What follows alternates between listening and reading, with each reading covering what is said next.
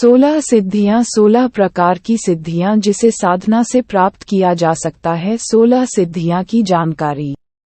जय श्री हरि। योग में सिद्धि अलौकिक शक्ति है जो अभ्यास को गहरा करने से विकसित होती है। 64 छोटी सिद्धियां हैं और 8 विशेष सिद्धियां हैं। इन्हें अष्ट सिद्धि कहते हैं। यह अष्ट सिद्धि है। अणिमा, किसी को दिखाई न देना। महिमा, अपने को बहुत बड़ा बना लेना। गरिमा, जितना चाहे भारी बना लेना। लघिमा, जितना चाहे उतना हल्का बना लेना। प्राप्ति, इच्छित पदार्थ की प्राप्ति। प्राकाम्य, पृथ्वी में समा जाना या आकाश में उड़ना। ईशित्व, सब पर शासन का सामर्थ्य हो जाए। विषित्व, दूसरों को वश में किया जाए।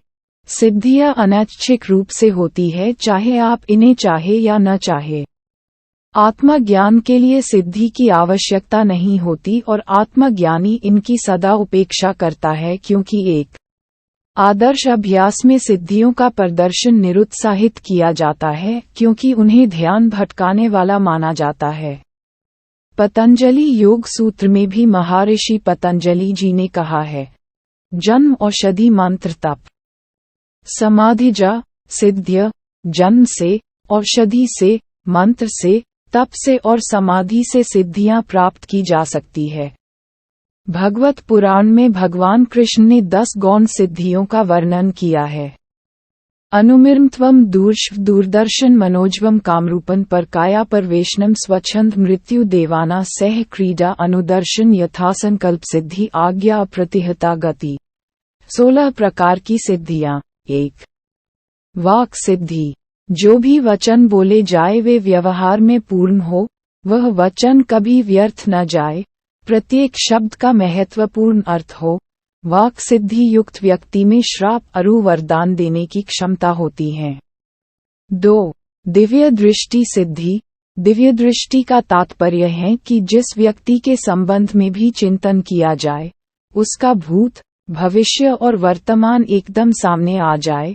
आगे क्या कार्य करना है, कौन सी घटनाएं घटित होने वाली हैं, इसका ज्ञान होने पर व्यक्ति दिव्य दृष्टियुक्त महापुरुष बन जाता है। 3. प्रज्ञा सिद्धि, प्रज्ञा का तात्पर्य ये है कि मेधा अर्थात स्मरण शक्ति, बुद्धि, ज्ञान इत्यादि। ज्ञान के संबंधित सारे विषयों को जो अपनी बुद्धि में समेट लेता है वह प्रज्ञावान कहलाता है। 4. दूरश्रवण सिद्धि, इसका तात्पर्य ये है कि भूतकाल में घटित कोई भी घटना, वार्तालाप को पुनः सुनने की क्षमता। 5. जलगमन सिद्धि, ये सिद्धि निश्चय ही महत्वपूर्ण है। इस सिद्धि को प्राप्त योगी जल, नदी, समुद्र पर इस तरह विचरण करता है मानो धरती पर चल रहा हो। 6. वायुगमन सिद्धि, इसका तात्पर्य है अपने शरीर को सूक्ष्म रूप में परिवर्तित कर एक लोक से दूसरे लोक में गमन कर सकता है, एक स्थान से दूसरे स्थान पर सहज तत्काल जा सकता है।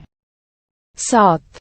अदृश्यकरण सिद्धि, अपने स्थूल शरीर को सूक्ष्म रूप में परिवर्तित कर अपने आप को अदृश्य कर देना, जिससे स्वयं की इच्छा बिना दूसरा उसे देख ही नहीं पाता है।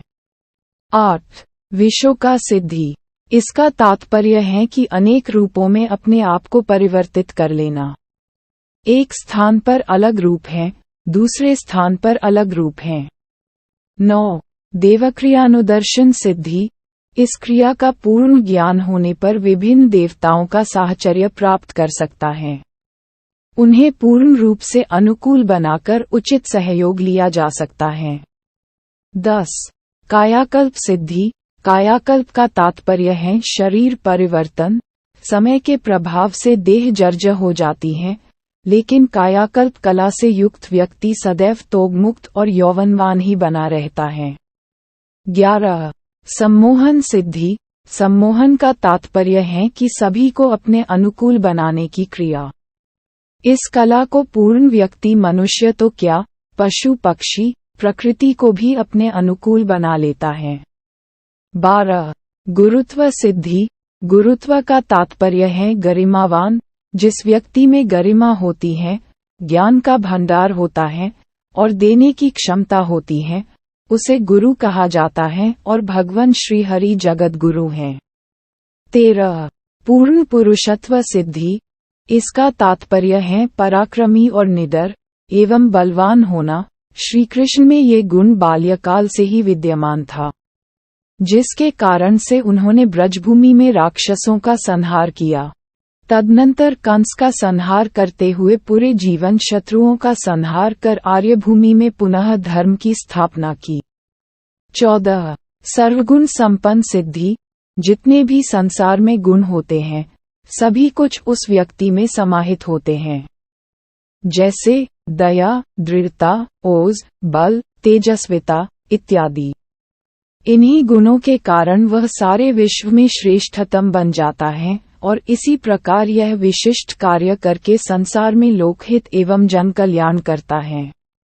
15 इच्छा मृत्यु सिद्धि। इन कलाओं से पूर्ण व्यक्ति कालजयी होता है। काल का उस पर किसी प्रकार का कोई बंधन नहीं रहता। वह जब चाहे अपने शरीर का त्याग कर नया शरीर धारण कर सकता है। 16 अनुर्मी सिद्धि। अनुर्मी का अर्थ है जिस पर भूख प्यास, सर्दी, गर्मी और भावना दुर्भावना का कोई प्रभाव न हो। इसके अलावा सिद्धियां चक्रों से भी संबंधित होती है। चक्रों पर ध्यान केंद्रित करने से और उन्हें जागृत करने से भी विशेष सिद्धियां प्राप्त की जा सकती है।